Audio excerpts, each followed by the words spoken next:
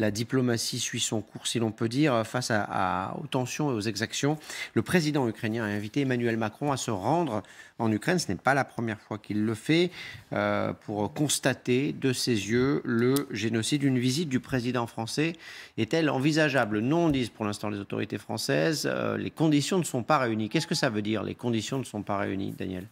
D'abord, on a reproché à Macron de ne pas faire campagne et s'occuper de l'Ukraine, et maintenant on lui dit il faut que tu ailles en Ukraine. Donc il faut être un peu... Non, mais là c'est deux choses différentes. Là, ce sont les Ukrainiens qui demandent à Emmanuel Macron de se rendre en Ukraine. Ceux qui lui ont reproché de ne pas s'y rendre, c'était les... Non, mais même les médias, même pas simplement ses adversaires, même les médias, il dit il faudrait qu'ils s'occupent quand même de la campagne. Moi je crois que les conditions, une partie des conditions, c'est qu'il est en campagne électorale à une semaine, donc pas question maintenant. Donc c'est de la politique intérieure. C'est de la politique intérieure d'abord. Deuxièmement, aller à Kiev, vous avez dit tout à l'heure qu'il embarque dans son avion Olaf Scholz, etc. Il faut lui proposer quelque chose. Hein, si vous y allez maintenant et vous voyez les crimes de guerre, vous pouvez avoir une discussion avec lui sur crimes de guerre et génocide, etc. Mais ça ne fait avancer, ça, comme on dit, ça ne fait pas avancer le schmilblick. Le problème, il faut lui proposer quelque chose donc, sur la reconstruction de l'Ukraine. Alors, il faut avoir un plan de reconstruction de l'Ukraine, de l'économie ukrainienne, des villes ukrainiennes. Donc ça, c'est la première chose.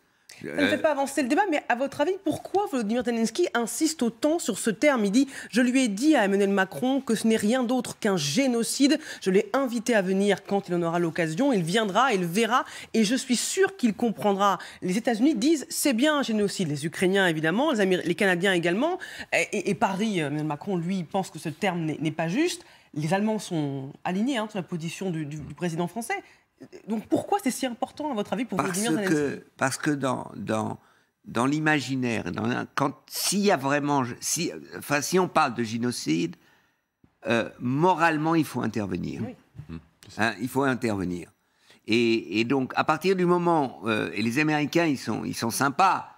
Ils disent, il y a génocide, mais on n'intervient pas. Ce qui est contradictoire. C'est un peu l'histoire de la ligne rouge d'Obama. Oui, s'il y a des armes chimiques, on intervient, et au moment où il y a des armes chimiques, ah ben non, c'est peut-être pas tout à fait des armes chimiques, je sais pas, alors que les avions français avaient déjà décollé pratiquement, que la France avait dit, bon, on s'est mis d'accord, on y va. Hein, et donc, ce que disent les Américains là-dessus, c'est de la politique intérieure. C'est pas parce qu'on dit génocide qu'on doit intervenir, c'est autre chose, c'est pour isoler Trump et tout ça. C'est l'affaire de Biden, c'est pas, ça me regarde pas. Moi, je dis des crimes de guerre voulus, etc. C'est la perpétuité au tribunal pénal international. Génocide, c'est une autre dimension.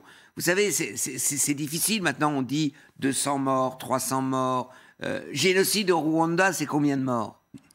La Shoah, c'est combien de morts? Le Rwanda, c'est 800 000 et voilà. 6 millions. Moi, je serais plutôt de dire d'affamer l'Ukraine, Staline, au début des années 30, c'est un génocide. C'est un génocide. Là, je suis d'accord. Mais là, ce sont des crimes de guerre prématurés, enfin voulus, annoncés. Et je crois qu'il n'y a pas besoin d'aller plus loin. Maintenant, si le procureur du tribunal pénal international décide que c'est un génocide, eh bien, ça suivra son cours. Ça suivra son cours. Mais ça ne nous fait pas avancer. Ce qu'il nous fait, c'est comment armer les Ukrainiens pour qu'ils puissent se défendre. C'est ça l'important. Toutes les armes qu'on peut leur donner, qu'on arrête ce faux débat armes défensives, armes offensives, qui est ridicule, quoi. Ils se font attaquer, s'ils ont la possibilité d'être offensifs pour justement que repousser les Russes, on va pas dire « Ah non, on va pas vous aider à repousser les Russes, mais on va simplement vous aider pour arrêter les Russes. Enfin, » on marche sur la tête. Le président ukrainien, il emploie ce mot très fort à dessein parce qu'il veut réclamer une aide supplémentaire aux Occidentaux. Non, je crois qu'il instrumentalise aussi le discours du droit international pour aller plus loin dans l'aide en général et la condamnation de la Russie. Je crois qu'il y a du droit international dont les textes sont très bien faits, sont bien définis, il faut s'y référer et ne pas utiliser des mots, instrumentaliser les mots pour faire réagir. Et là, je partage tout à fait le point de vue qui a été évoqué par M. Cohn-Bendit. Oui, il y a les crimes de guerre sont largement suffisants, entre guillemets, pour condamner quelqu'un, pour dire voilà, c'est des faits.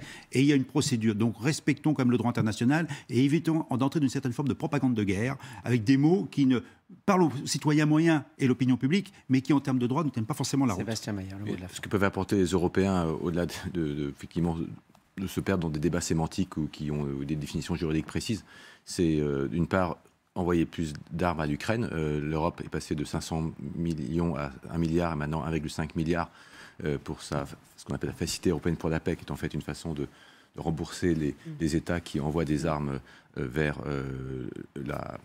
l'Ukraine. Et d'ailleurs, il y a un problème avec la Hongrie qui ne veut pas, elle, se prêter à ce jeu-là. Et puis l'Allemagne, là-dessus, a effectivement déployé un effort important. Par ailleurs, il y a aussi effectivement des sanctions, et notamment aussi l'embargo sur le pétrole. On va y venir dans un instant, c'est promis. Vous restez avec nous. On partira également à Lviv, qui a été frappé ce matin.